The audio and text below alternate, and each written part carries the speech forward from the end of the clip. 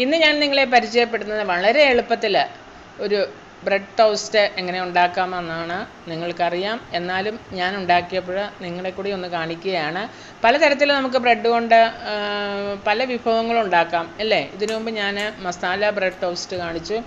ഇപ്പം പെട്ടെന്ന് നമ്മൾക്ക് ചായ തിളയ്ക്കുന്ന ആ സമയത്തിനുള്ളിൽ നമുക്ക് ഒരു ബ്രെഡ് ടോസ്റ്റ് ഉണ്ടാക്കുകയാണ്. അതിനായിട്ട് 2 മുട്ട ഞാൻ ഒരു ബൗളിലേക്ക് ഉടച്ചൊഴിച്ചു.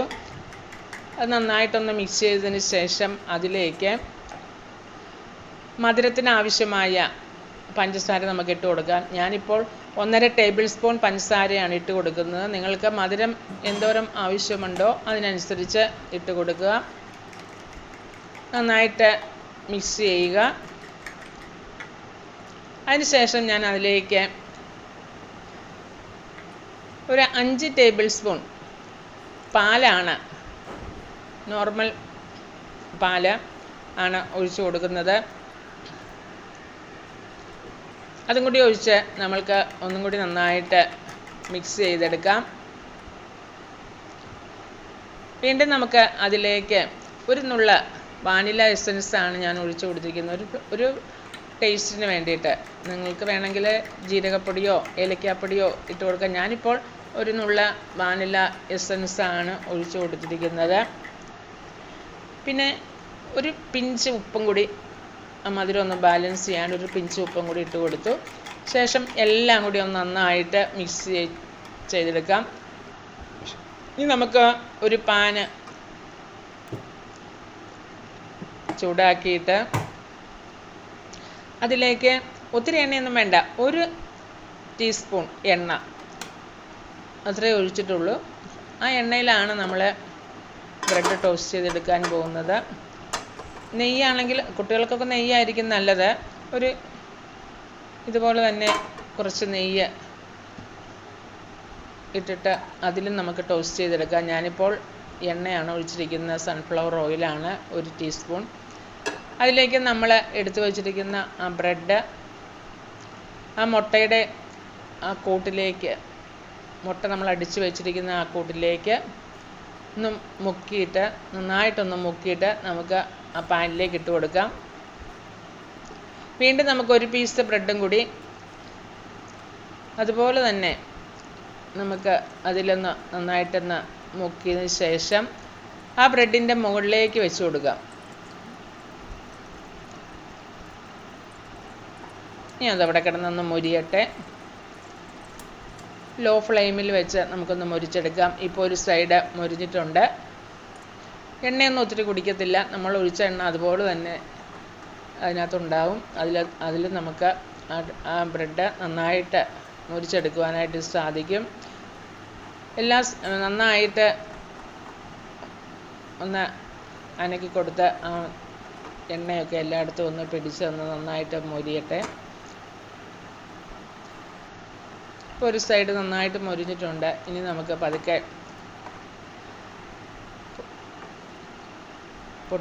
പൊട്ടിപ്പോകത്തൊന്നുമില്ല, എന്നാലും പതുക്കെ നമുക്കൊന്ന് മറിച്ചിട്ട് കൊടുക്കാം.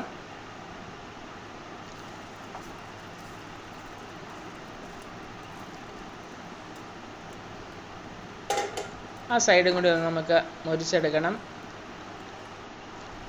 ഇപ്പോൾ നമ്മുടെ ബ്രെഡിൻ്റെ 2 സൈഡും നന്നായിട്ട് മൊരിഞ്ഞിട്ടുണ്ട്. ഇനി നമുക്കതിൻ്റെ സൈഡൊക്കെ ഒന്ന് മൊരിച്ചെടുക്കണം. പതുക്കെ അങ്ങോട്ടും ഇങ്ങോട്ടും ഒക്കെ നീക്കി ഒന്ന് ആ എണ്ണയുള്ള ഭാഗത്തൊക്കെ ഒന്ന് നീക്കി നമുക്കൊന്ന് ചരിച്ചെടുത്ത് ഇതുപോലെ ഒന്ന് പിടിച്ചുകൊണ്ട് അതിൻ്റെ ആ സൈഡുകളൊക്കെ ഒന്ന് മൊരിച്ചെടുക്കാം. കുട്ടികൾക്കൊക്കെ വളരെ ഇഷ്ടപ്പെടും.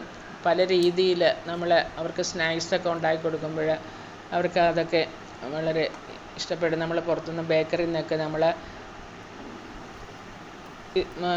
വാങ്ങിച്ചു കൊടുക്കാതെ നമ്മളുടെ വീടുകളിൽ നമ്മൾക്ക് ഇങ്ങനെയൊക്കെ ഉണ്ടാക്കി കൊടുത്താൽ അവർക്ക് വളരെ ടേസ്റ്റോടുകൂടി കഴിക്കുകയും ചെയ്യും. അതുപോലെ തന്നെ വയറിനൊന്നും ഒരു കുഴപ്പവും ഉണ്ടാകത്തില്ല. നമ്മളതിനകത്ത് കെമിക്കലായിട്ടുള്ള ഒന്നും ചേർക്കുന്നില്ല.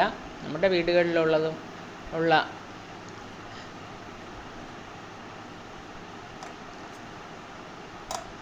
മുട്ടയും പാലും ഒക്കെ ചേർത്ത് നമ്മൾ ഉണ്ടാക്കുന്നതാണ്. കുട്ടികൾക്കൊക്കെ വളരെ ഇഷ്ടപ്പെടും. അതുപോലെ തന്നെ വളരെ പെട്ടെന്ന് ഉണ്ടാക്കിയെടുക്കാൻ പറ്റുന്ന ഒരു വിഭവം കൂടിയാണല്ലോ. അപ്പോൾ അതുകൊണ്ട് എല്ലാവരും ഉണ്ടാക്കി നോക്കണം. ബ്രെഡ് കൊണ്ട് പല രീതിയിൽ നിങ്ങളൊക്കെ ഉണ്ടാക്കാറുണ്ട്. എന്നാൽ ഈ രീതിയിൽ നിങ്ങൾ ഉണ്ടാക്കിയിട്ടുണ്ടോ? ഉണ്ടാക്കിയിട്ടില്ല എങ്കിൽ ഒന്ന് ഉണ്ടാക്കി നോക്കണം. വളരെ ടേസ്റ്റാണ്. എണ്ണയൊന്നും ഒത്തിരിയൊന്നും വേണ്ട. നെയ്യാണെങ്കിലും വളരെ കുറച്ച് മതി. അങ്ങനെ എല്ലാ സൈഡും നമുക്കൊന്ന് മൊരിച്ചിട്ട് നമുക്കത് മാറ്റി ഒരു പ്ലേറ്റിലേക്ക് നമുക്ക് വയ്ക്കാം. വീണ്ടും നമുക്ക് അതുപോലെ തന്നെ നമുക്ക് ഉണ്ടാക്കിയെടുക്കാം. ഒത്തിരി എണ്ണ നമ്മൾ ഉപയോഗിക്കുന്നില്ല. അതുകൊണ്ട് തന്നെ നമ്മൾക്ക് മുതിർന്നവർക്കാണെങ്കിലും നമുക്ക് ഇത് വളരെ നമ്മളുടെ ആരോഗ്യത്തിന് ദോഷമൊന്നുമില്ലാതെ, എണ്ണയൊന്നും നമ്മളുടെ ഉള്ളിൽ ഒത്തിരിയൊന്നും ചെല്ലാതെ നമ്മൾക്ക് വളരെ കുറഞ്ഞ എണ്ണയിൽ വെച്ച് നമ്മൾക്കിതുപോലെ ടോസ്റ്റ് ചെയ്തെടുക്കുവാനായിട്ട് സാധിക്കും. വീണ്ടും നമ്മൾ നേരത്തെ വെച്ചതുപോലെ തന്നെ അതിൻ്റെ മുകളിലേക്ക് വയ്ക്കുക. ഒരു പീസും കൂടി ഞാൻ കാണിച്ചു തരികയാണ്. ഈ 2 പീസ് ബ്രെഡാണ് നമ്മൾക്ക് വേണ്ടത് ഇതുണ്ടാക്കാനായിട്ട്. ആ മുട്ടയും പാലും ഒക്കെ ഒഴിക്കുന്നത് കൊണ്ട് തന്നെ, അതുപോലെ തന്നെ ആ വാനില എസൻസും കൂടി ഒഴിച്ചുകൊണ്ട് തന്നെ വളരെ ടേസ്റ്റാണ്. ആ മുട്ടയുടെ ആ മണമൊന്നുമില്ല, നല്ലൊരു സ്മെല്ലും നല്ലൊരു ടേസ്റ്റും ഒക്കെ ഉണ്ട് അതിന്. വാനില എസൻസ് ഇഷ്ടമില്ലാത്തവർ കുറച്ച് ഏലക്കാപ്പൊടിയോ കുറച്ച് ജീരകപ്പൊടിയോ ഒക്കെ ഇട്ട് നല്ലൊരു ടേസ്റ്റ് നമുക്ക് ഉണ്ടാക്കിയെടുക്കാം. അങ്ങനെ വളരെ പെട്ടെന്ന് നമ്മൾക്ക് ഉണ്ടാക്കിയെടുക്കാൻ പറ്റുന്ന ഒരു റെസിപ്പിയാണ്. അങ്ങനെ പല രീതിയിൽ നമ്മൾക്ക് ബ്രെഡ് കൊണ്ടൊക്കെ ഉണ്ടാക്കിയെടുക്കാം.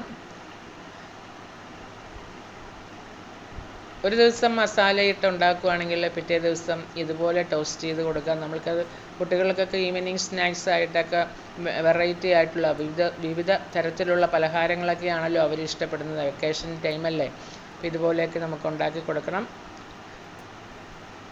ബേക്കറിയിൽ നിന്നും വാങ്ങിക്കുന്ന സ്നാക്സൊക്കെ കുറയ്ക്കുക.